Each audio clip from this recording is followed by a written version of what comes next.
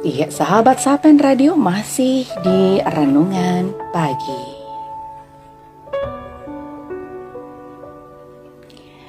Selanjutnya, Renungan Pagi kali ini akan mengambil tema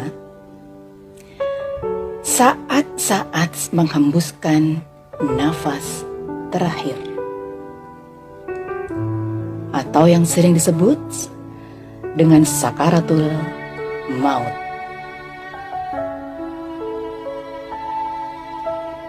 Sahabat Sapen Radio, pernahkah kita bertanya dalam hati, di pangkuan siapakah nanti kita akan menghembuskan nafas terakhir? Pertanyaan yang bikin merinding. Padahal seharusnya ini adalah pertanyaan yang paling manis.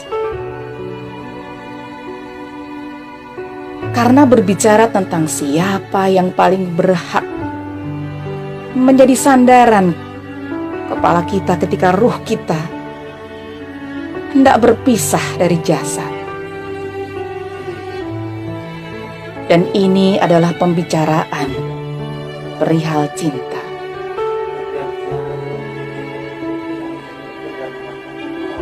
Orang tempat kita bersandar terakhir haruslah orang yang mencintai kita dengan sungguh-sungguh.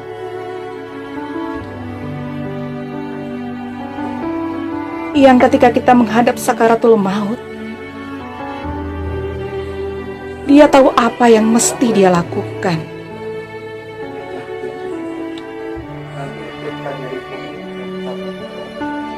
Bukan sekedar menangis,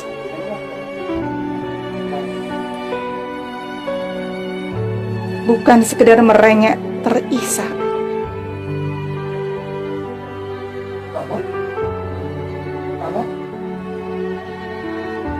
sambil menyebut nama kita untuk jangan meninggalkannya.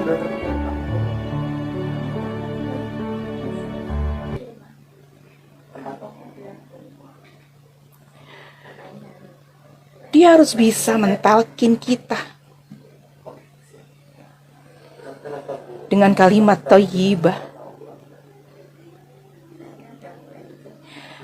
la ilaha illallah.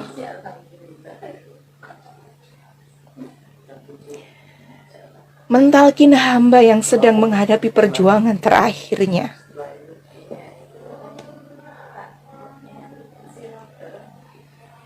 Butuh ilmu dan bimbingan. Siapa tahu kekasih kita wafat dalam pelukan kita. Siapa tahu kekasih kita meregang nyawa ketika sedang terakhir berada dalam pangkuan atau dekapan kita. Sahabat, sudah banyak kisah ketika nafas seorang ayah tersenggal-senggal menjemput ajalnya. Anak-anaknya hanya bisa menangis, tidak tahu harus bagaimana berbuat, dan memperlakukan ayahnya. Jutaan cerita ketika seorang istri tidak lagi bisa berkata apa-apa, hanya bisa meneteskan air mata sambil berbisik menitipkan buah hatinya agar dirawat dan dibesarkan ayahnya dengan kasih sayang.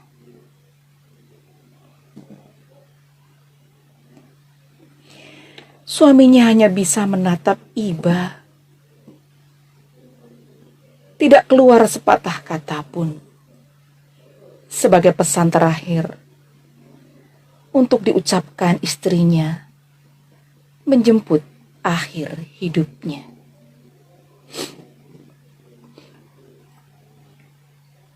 Sebuah wasiat indah, pengantar ruh menuju surga, dari manusia paling utama yang namanya senantiasa disebut-sebut dengan penuh kasih sayang di setiap keping zaman.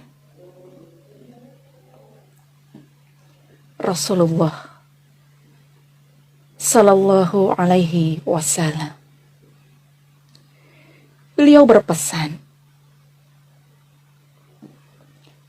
talkinkanlah, tuntunlah seseorang yang akan meninggal dunia untuk mengucapkan kalimat La ilaha illallah. Hadis sahih riwayat Muslim. Sungguh, kalimat yang terakhir diucapkan seorang hamba ketika menjelang wafatnya haruslah kalimat yang paling bagus, paling indah, paling utama. Dan tidak ada kalimat yang lebih indah daripada kalimat La ilaha illallah. Karena kalimat inilah yang menjadi sebab Allah memasukkan seseorang ke surga. Ketika kalimat ini menjadi kata-kata terakhir yang keluar dari lisannya menjelang ajal, beliau bersabda, Rasulullah Sallallahu Alaihi Wasallam, barang siapa